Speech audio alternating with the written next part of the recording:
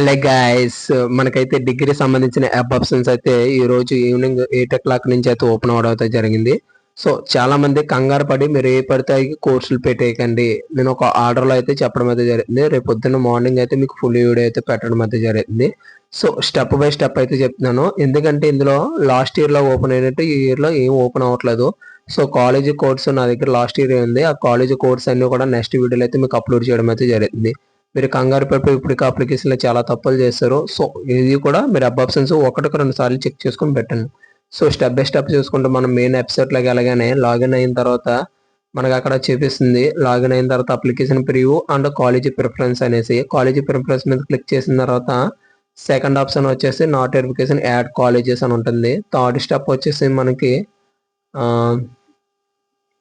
A college, course code and district, college పేరు, college ఏ district లో ఉంది ఏంటని సెర్చ్ చేసుకోవాలి.